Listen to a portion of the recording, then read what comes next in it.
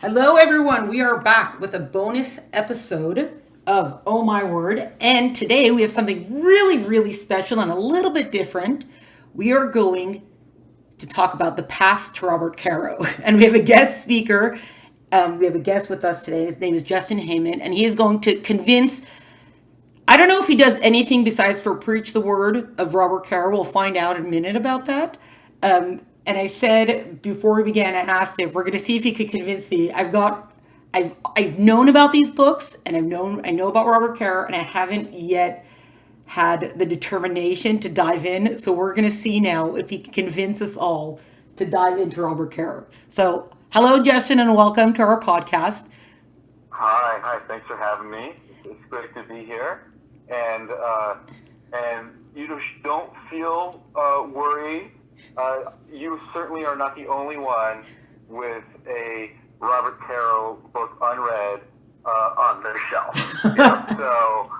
So everyone else who's in that same position, just come along, and we'll get you to where you need to be.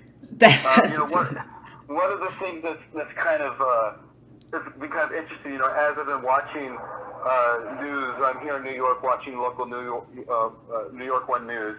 All the reporters are, filing the reporting from home now because nobody is kind of out and about. right. And so most people are doing it with the backdrop of the bookshelf. So it's like, here I am reporting from my bookshelf. Right.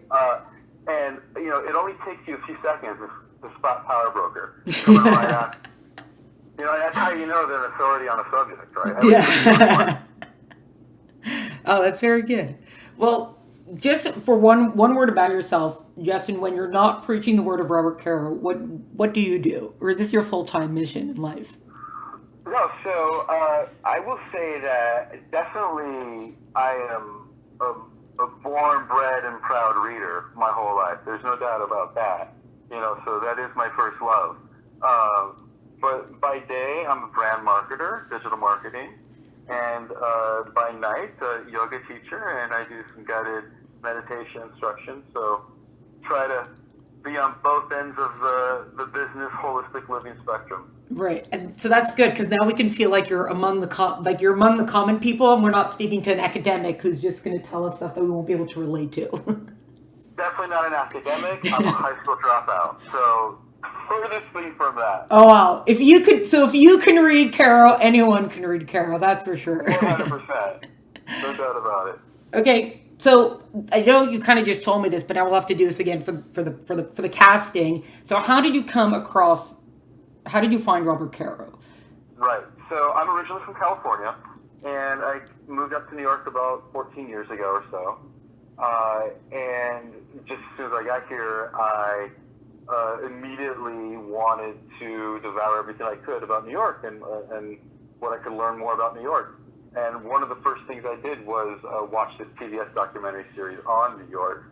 And Robert Caro was one of the authors that was featured in the series quite a bit, about his book Power Broker and Robert Moses. And I had no idea who this guy was. And so I dove in, and it was intimidating at first because it is a giant, heavy 900-page book about someone that you've never known. And I've read a few biographies, but generally you read biographies of people you know. Right. So Right. it was really interesting. The book itself is just fascinating, and what he does is he uses the individual as a framework to tell the story of how political power operates in our democratic society, where we really are taught and believe and act upon the political power is derived from our vote, and he is able to craft the history through his background as an investigative journalist and through his constant researching and turning over every page. Right. He's able to document how political power really does work in the urban environment with the power broker, and then he goes on in his career, and the Johnson books are really about that same effect with national political power. Oh wow. Wow. Right. And the thing about the Johnson books is there's the subtitle, which is The Years of Lyndon Johnson. Right. And that's one of the things that I think tells the full spectrum of the Caro story, which it really is the time. It's the setting and it's the years. And an individual like Lyndon Johnson was a character who was around from the New Deal on, essentially. And that was something that I had to discover as well, right? Because you just think of as President Johnson. Yeah. Right. So they're just fascinating reads, and the way that he's able to humanize a history and to set a scene, it reads almost like literature. Wow. Because, and for Robert Moses, if I understand, because I think my brother read that and he was so excited when he read it, because I think New York City looks the way it does today because of Robert Caro, also from an architectural point of view, right? There were certain buildings that he okayed and ones that he didn't okay, and that also defined the makeup, right? If you're walking through any street of New York City today, a lot of that is because Robert Moses did that, right? Right. So correct. That's correct. Yeah. Right. So that makes I could see that I could see like, hey, if I really want to know about New York, I got to know about Robert Moses. But when you're thinking about which president should I investigate, I don't know if Lyndon Johnson is at the top of a lot of people's lists. So having read the books, right? So having read the books, what's kind of sort of stands out a little bit that you say, no, things that you don't realize are going on today are really all from the Lyndon Johnson years. Mm-hmm. So one of the things that Caro does so eloquently and so well, and I've even discussed this with your brother, is he creates these mini biographies. Okay. And there's stories about other individuals and characters who kind of went through history that you maybe didn't really know so much about, or maybe it was just a name, and he really fills in the picture. So when you're learning about Lyndon Johnson, the first book, which is largely the beginning of his life in the hill country of Texas, until when he becomes a congressman. Right. You are learning the story of what it's like to grow up dirt poor in the hill country with no electricity, and you are learning the story of who Franklin Delano Roosevelt was and the New Deal, and you're learning kind of everything that happened to America along the way. Okay, yeah. So it's and that's why it's so much larger than just the man. One of the stories that Caro tells about Lyndon Johnson, and this is in the first book, it was when he was an early congressman representing Texas. Okay. And he went through this entire program to bring electrification to the rural areas of Texas. Oh, wow. Which was something that just was not really happening, was not really a priority. It just, especially at that time, it was too expensive to bring electricity to those farms, right? Right. But he made it happen. And that's something that immediately changes your life, right? Yeah, for sure. And, and there's it's such a wonderful section of the book. And it's just a piece of poetry, and it's a call-out section that everyone should find. Where Robert Caro is describing what life was like as the wife of a farmer before electricity, and then the wife of a farmer after electricity. And he goes on and he describes the life, from interviews of people who went through this, right, and the stories that their mothers told them and their grandmothers told them. That's the other great thing about Caro is he's a journalist, and right. his work is based on the interviews that he does, or what people tell him, and the hard records that he's able to turn out. So it's almost like President Johnson is almost just our entry point into those years. It sounds like he's not even, because there's so much, if he's giving so much context to what's going on in those years, it sounds like Johnson is not even, like how often are we actually seeing him in a book then? If we're really following everything else that's going on, from the 1,500 pages of one of his books, It Right. doesn't sound like Johnson's not on every page. He's not. No, he's not on every page. That's exactly correct. You know, one of the mini biographies in the first book, Path to Power, is about Sam Rayburn, who was the Speaker of the House for a very long time out of Texas. Right. And this is the person whom ends up giving Johnson his start of his political power. Right? So you learn a lot about this individual, and you learn about kind of how the times are connected to that, right? So it's you know, I was mentioning before where I first got into Caro because of Power Broker, and I was so blown away by his writing style, which he has this way of doing the setting and of building a story and of reporting the facts that are just very illustrative. You feel like you're there. It's a setting. You really feel like you're there. And watching that unfold in the Johnson books, you learn things that you would have never expected to learn, right? And I did, as a great example, I didn't really want to read a book on Lyndon Johnson. Right. But after Power Broker, I was so blown away that eventually I had to pick it up just because I missed his writing. Huh. Wow. It was literally I missed his voice. You know, and so that's what kind of like, okay, well, let's do this. And I had bought I bought them for a friend and asked him what he thought of them, and he was really into them. So let's do this, and yeah, and immediately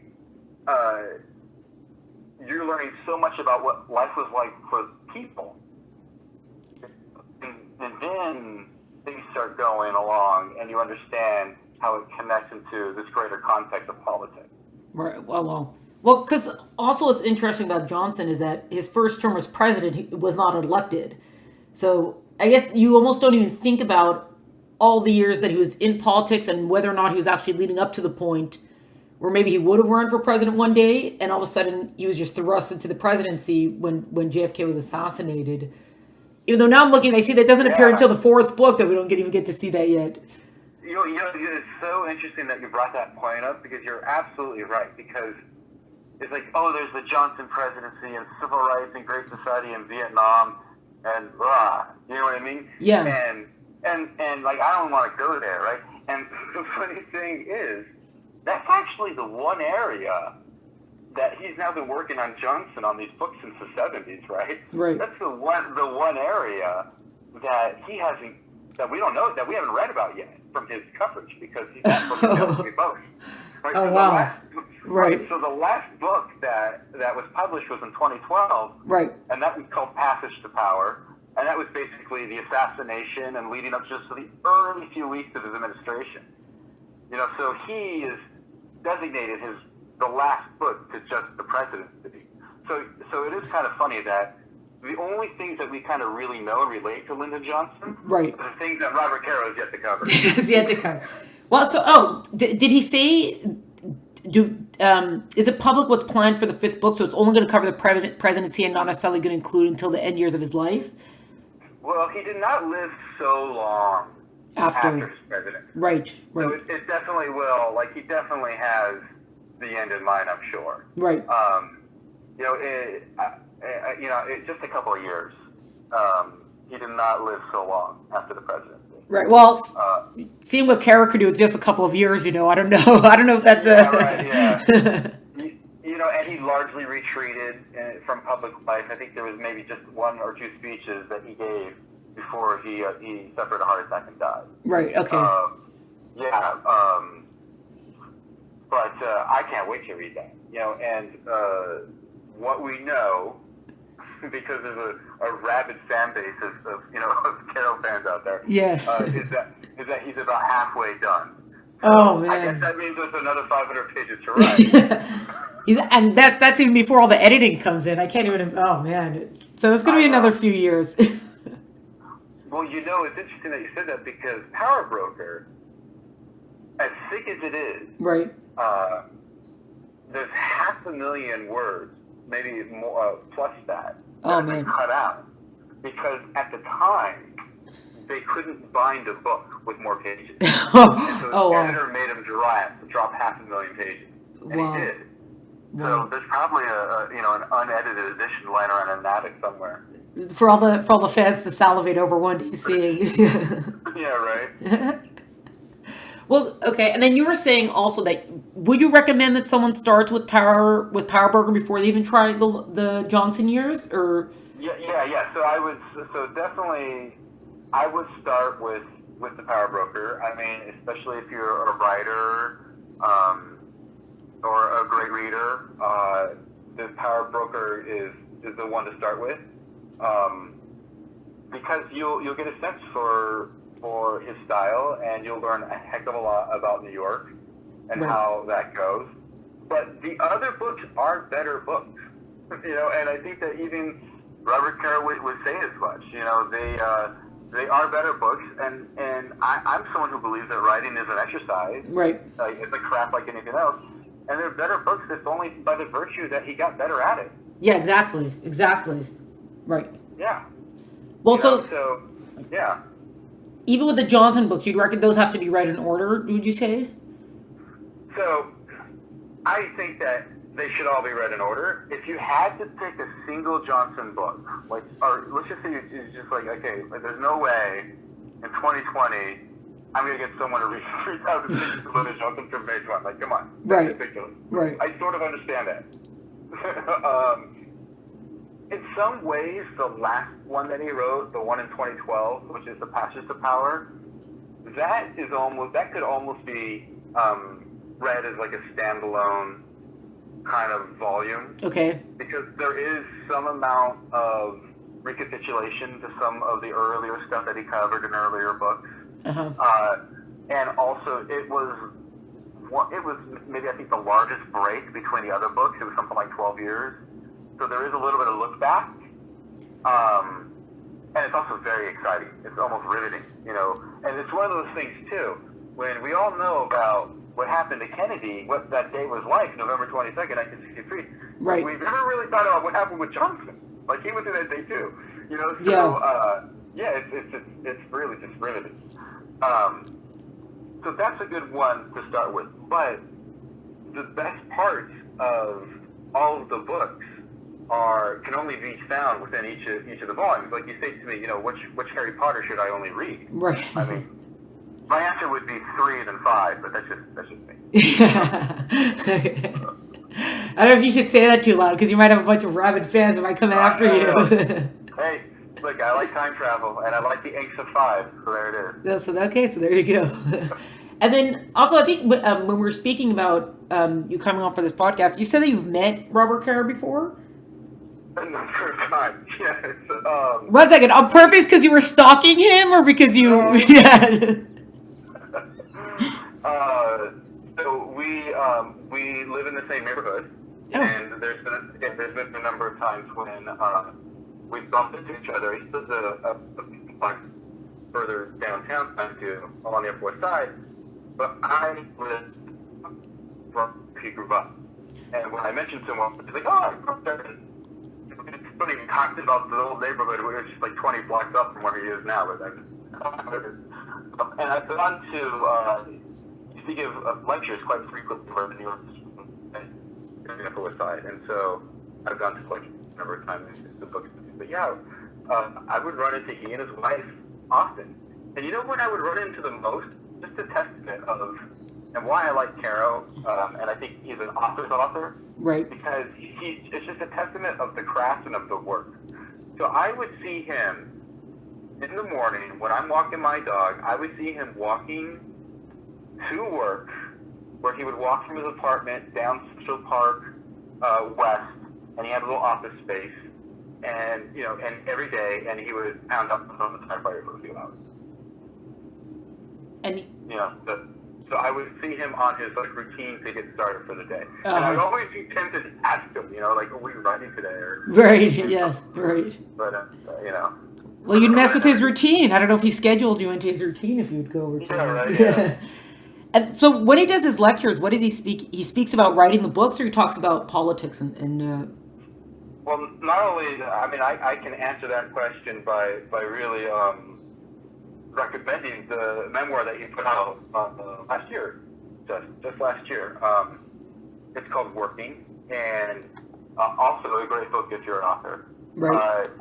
It's really kind of a collection of some of the lectures that he's given over the years, articles that have appeared in other magazines, and insights on just the way that he works, the way that how he figured this out, how he did this. That's one of the things that I've always kind of admired about him too, is just the endurance. To just that he's definitely out there and he's got something he wants to do, and nobody's going to really stop him. Yeah, and also to just stick with one person for so long, and all these books that are so long, it's amazing. Yeah, so he's up to 5 now, or will be 5, and he had said that originally it was supposed to just be 3, but they've gone on.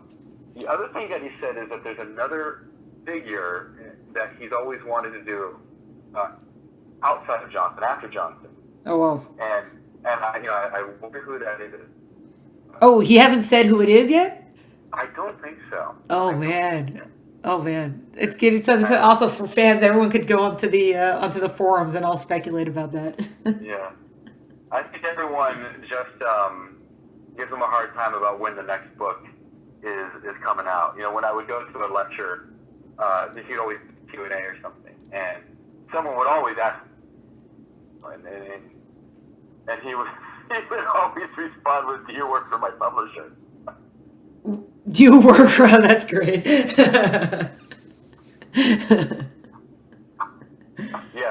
I would recommend that one. It's a good audiobook too, if you're into audiobooks, because he narrates it, so you just got that great, authentic New York accent, that I can only appreciate if not emulate.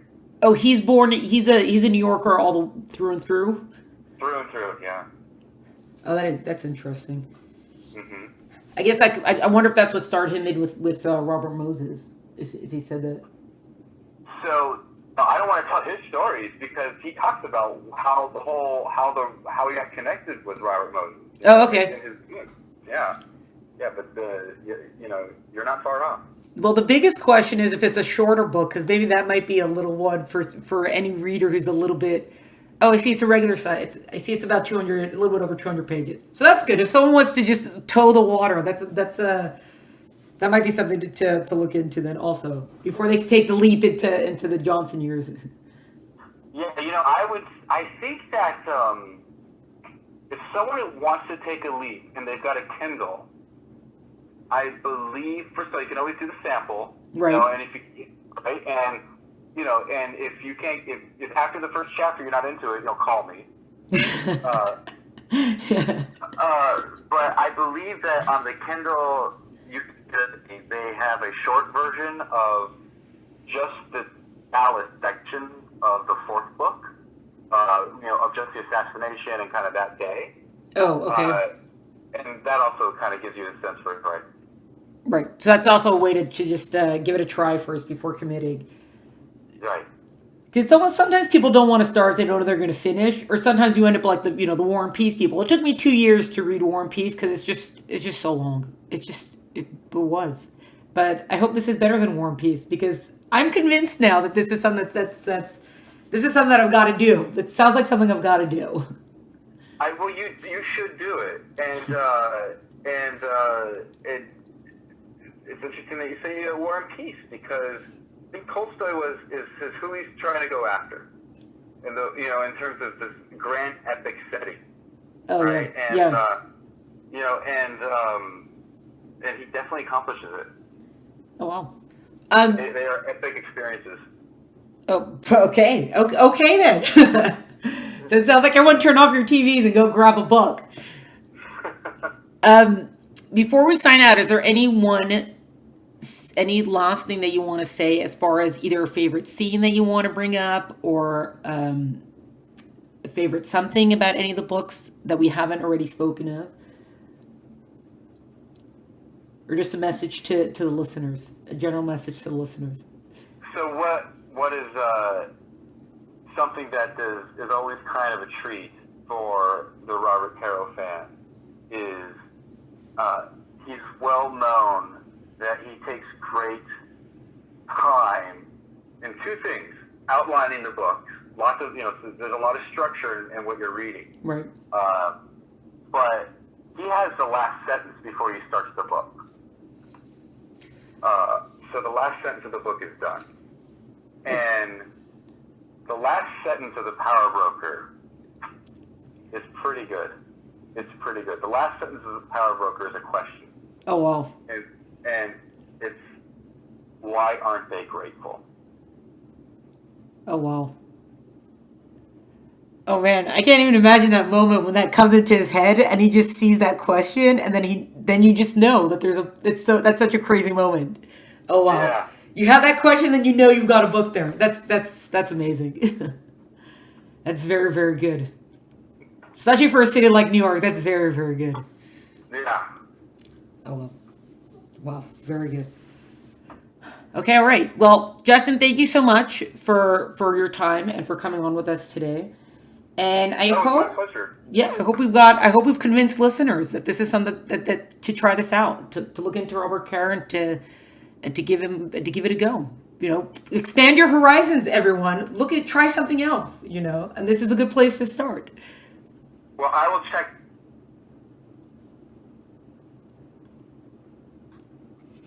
I'll check in with you in a few months, and we'll see how far you've come along. Oh, okay. All right. Very good then.